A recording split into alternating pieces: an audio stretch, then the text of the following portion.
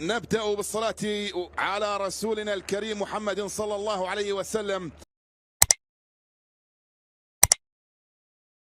E allora relativizziamo il ruolo degli allenatori e dei vice allenatori, anche se non si hanno ancora minuti nelle gambe. È comprensibile che la tensione del giocatore vada già magari a quello che sta per succedere, cioè al calcio d'inizio del secondo tempo, che spetta al Lugano. Dunque è entrato Belagi e ha visto bene Tito Tarchini, perché Bislimi è già nel cerchio di centrocampo mentre Belagi è di fianco a Grgic. Mauro Lustrinelli, 20 reti nella stagione del secondo posto del Thun, 3 reti nelle qualificazioni della Champions League di pochi mesi dopo contro il Malmö e la Dinamo Kiev nelle qualificazioni, gol all'Ajax nei gironi. Al suo fianco c'è Nelson Ferreira. E poi lancio lungo, Rastoder, controllo con l'interno, ma mai favorisce il recupero poi di Grgic. Belagi in questi coast to coast che nel periodo di grande forma l'avevano rilanciato molto,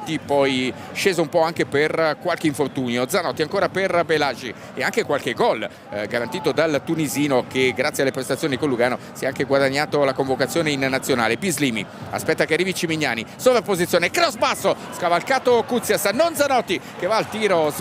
Quando fai azioni così belle, Severino, credimi, cerchi sempre la giocata più spettacolare. Qui era veramente qualcosa, una combinazione veramente bella, e poter servire il proprio compagno all'interno e fare un gol a porta libera è una soddisfazione doppia. Eccolo ancora Bislimi, Steffen, e questo cambio di posizione, mentre tanto viene invitato a rialzarsi Belagi dopo il contatto con Fer. Palla che va a fondo campo, sarà rimessa dal fondo. Direi che questi accorgimenti di Mattia Crocitorti hanno dato qualche legame in più tra giocatori nella metà campo avversaria. Ma è chiaro, hai sempre Steffen che gira dietro giusta, corretta. Bamert ha fatto un intervento provvidenziale, va fatto i complimenti a lui.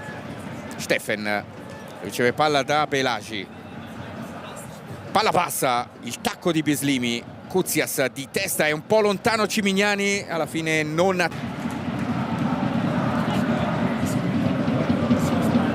Maestri pris par Delcroix, il fait un bon match, Hannes Delcroix.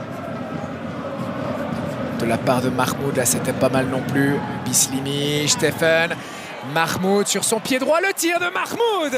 Encore une grosse opportunité pour Lugano de mener ici dans l'Oberland bernois, mais Mattia Crocitorti n'a toujours pas le sourire, toujours énormément de tension sur le visage du coach tessinois. Renato Steffen, encore une belle inspiration là.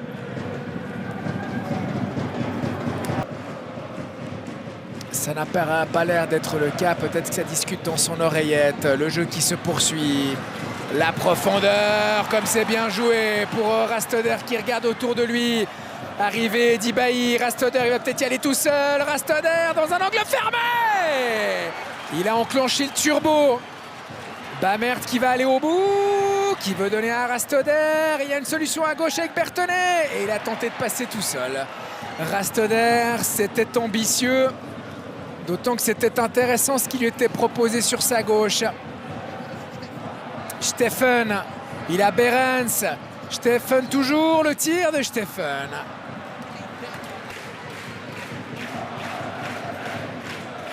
Et le public qui se fait entendre.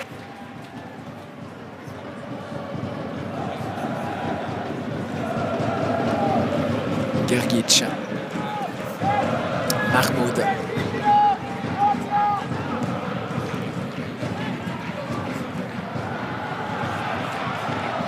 Et le ballon est sorti. Pas de faute en revanche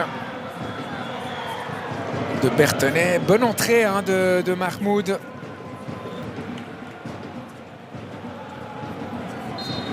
Faute sur Mahmoud, commise par Kate. Et voici les deux changements. Déviation Rastoder. C'est bien ce qui est fait entre Rastoder et Dursun. Affrontera Bâle lors de la prochaine journée. Lugano, lui, recevra Young Boys. Lugano qui pousse pour peut-être venir chercher la victoire ici dans l'Oberland bernois. Bislimi Ils se compliquent la tâche, les Tessinois. Ils étaient 4 à pouvoir conclure et au final, c'était le moins bien placé qui a tenté sa chance. Mahmoud qui prend un carton jaune.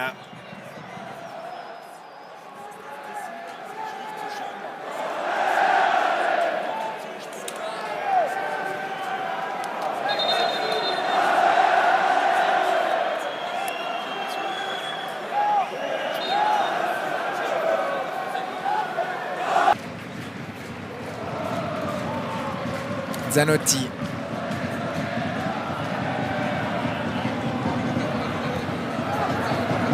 Zanotti est resté au sol. Le centre, Zanotti, il n'était plus là pour éventuellement reprendre au deuxième poteau. Et je suis Alioski. C'est pas fini. Il y a du monde au centre. Mahmoud, oh, le miracle de Niklas Steffen. Mahmoud avait au bout du pied le ballon pour définitivement gâcher la fête. Ce soir à la Stockholm Arena, Niklas Steffen a dit non. Quelle occasion gigantesque.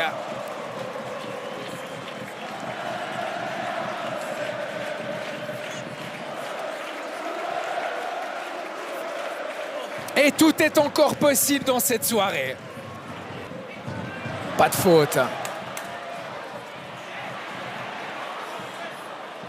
Mahmoud, des solutions notamment à droite avec Steffen, Bislimi, du temps réglementaire. Il y aura des minutes de temps additionnel, c'est certain. 3, 4, peut-être même 5. Hoyle, il va avoir encore une chance. C'était pour Rastoder, Mahmoud, puis Zanotti. Sur ce flanc droit, ils sont à 3 contre 2. Zanotti, Mahmoud. Non, dit. On revoit ça. Zanotti pour Mahmoud. Oh là là là là. Ouais, c'est quand même limite. Hein. C'est quand même limite. Ça valait peut-être même un penalty. Il rate son intervention, Matoshi. Mahmoud il a décidé que le jeu allait pas reprendre tout de suite.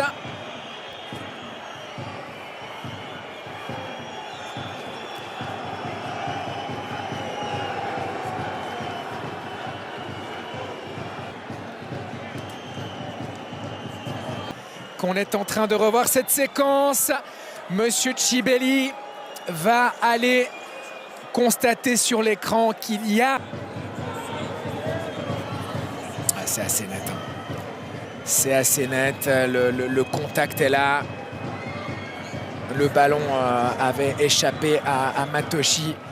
Et monsieur Chibelli va indiquer le point de pénalty. Et oui, Lugano a l'occasion de décrocher les 3 points ce soir à Thun. Et pendant ce temps, Papadopoulos était en train de provoquer des joueurs bernois.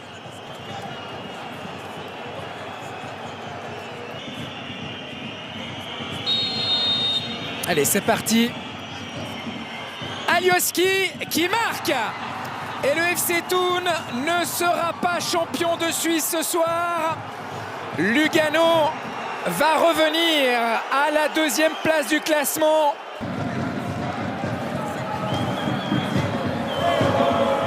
Un dernier ballon pour Steffen et c'est terminé.